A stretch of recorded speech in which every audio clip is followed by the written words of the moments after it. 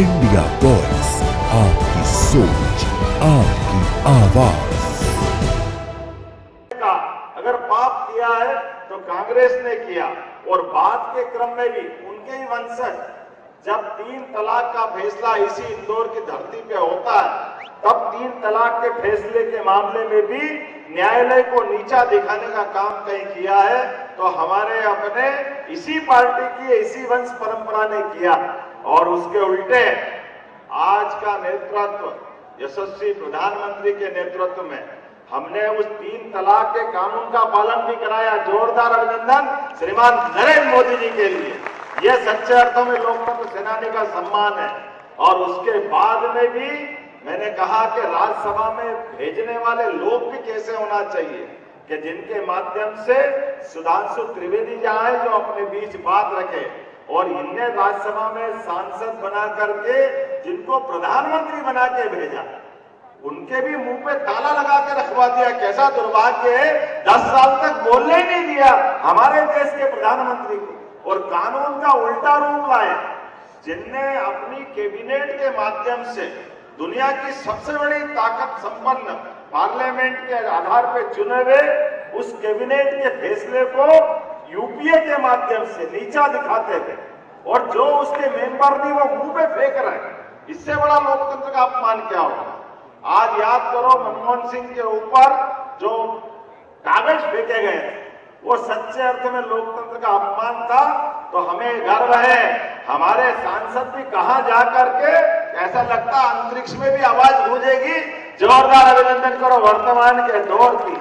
और ये लोकतंत्र सेनानियों की सच्चे अर्थों में, देश तो 47 में आजाद हुआ, लेकिन आजादी जवान होते भी आपके माध्यम से 22 साल में जवान हुई कि कांग्रेस को धूल चटा करके प्रधानमंत्री और उनके बेटे को घर भेजने का काम अगर किया है तो आपके संघर्ष के माध्यम से हुआ है।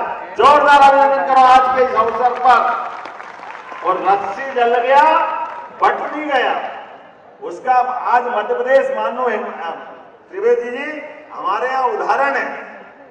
कांग्रेस के लोग आपातकाल के इस धब्बे के कलंक वाले दिन गवलियर में धरना देकर के क्या बता रहे हैं, 2 मुद्दे लेके आ रहे हैं कि हमने संविधान की हत्या की। अरे जो कानून को नहीं माने, संविधान में 75 से ज्यादा संशोधन उनके समय होते हैं, और उल्टा बाबा साहब अम्बेडकर को याद करते हुए बात कर रहे हैं। मैं उनको जवाब देना चाहता हूं, बाबा साहब अम्बेडकर को जीते जी जितने त्रास कांग्रेस ने दिए, उतनी तकलीफ किसी ने नहीं दी। आजादी के बाद इसी पार्लियामेंट में, जिनको हम संविधान निर्माता कहते हैं, उनकी चुनी हुई संसद में नहीं जाने देने का पाप अगर किसी ने किया है, कांग्रेस ने किया। उनकी पार्टी के खिलाफ ताकत से लड़े, उनके 2 सदस्य जीत गए, और 2 सांसद में से 1 सांसद का नहीं, डॉक्टर अंबेडकर को तो लोकसभा में आने ही देना चाहिए। तो उपचुनाव हुआ, उस उपचुनाव में भी ये ही कांग्रेस के तत्कालीन प्रथम प्रधानमंत्री जवाहरलाल नेहरू जाकर के उपचुनाव में, ये भी इतिहास है कि कोई ने उपचुनाव में जाकर के चुनाव के तरफ उनके खिलाफ नहीं बोला, लेकिन उनको हरा करके उनको फिर पार्लियामेंट से छूट जाने की छुट्टी करी। उतना ही नहीं, उनने उनका जब शरीर छूट गया 1956 में, उनका देहांत हो गया, तो मरने के बाद भी पाप डॉक्टर अंबेडकर का दाह संस्कार दिल्ली में नहीं होना चाहिए। और तो और जब उनके परिवार वालों ने, बाकी लोगों ने कहा कि कोई बात नहीं, दिल्ली में अंत्येष्टि मत करने दो, तो बंबई ले जाते हैं। तो बंबई ले जाने के लिए जिस विमान में रख करके शरीर बंबई का निर्णय किया, उसका किराया भी अंबेडकर जी की पत्नी से लिया। इनके क्या, मेरे को समझ में नहीं आया कि कांग्रेस किस स्तर तक नीचे जाती। उसका किराया उनकी पत्नी से लिया, और उससे भी आगे बढ़कर के हमारे इंदौर के पास महू में उनकी जन्म स्थान है, उस जन्म स्थान पर 1 ईंट लगाने का काम इनने नहीं किया, और ये अंबेडकर जी की बात कर रहे हैं। मुझे इस बात की खुशी है, हमारे भारतीय जनता पार्टी के माध्यम से न केवल अंबेडकर जी के जन्म स्थान, बल्कि उनके शिक्षा स्थान, उनके दीक्षा स्थान, उनके सभी प्रकार के 5 पंचतीर्थ बनाने का काम हमारी सरकार ने किया है। ये हमारा उनके प्रति सम्मान है।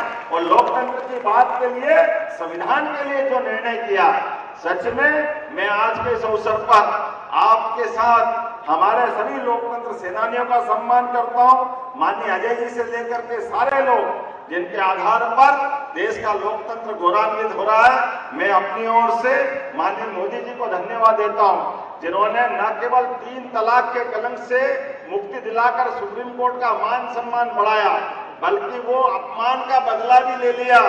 जब देश आजाद हुआ था और आजादी के समय 1000 साल पहले सोमनाथ में मोहम्मद गजनवी ने जो मंदिर ढहाने का काम किया था, उस कलंक के निवारण के लिए सरदार वल्लभ भाई पटेल ने संकल्प लेकर मंदिर बना करके माननीय जवाहरलाल नेहरू जी को बुलाया था कि आइए, समाज के पैसे से हमने आजादी का सच्चे अर्थ में मंदिर बना करके प्रमाण बनाया।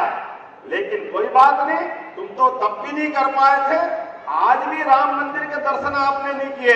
लेकिन हाँ, हम उस पार्टी के लोग हैं जब प्रधानमंत्री न केवल सुप्रीम कोर्ट के निर्णय का पालन कराते, जोरदार अभिनंदन करें, जय श्री राम।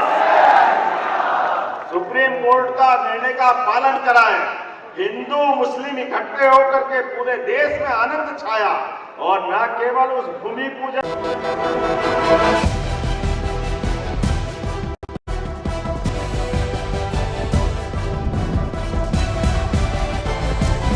इंडिया वॉइस, आपकी सोच, आपकी आवाज।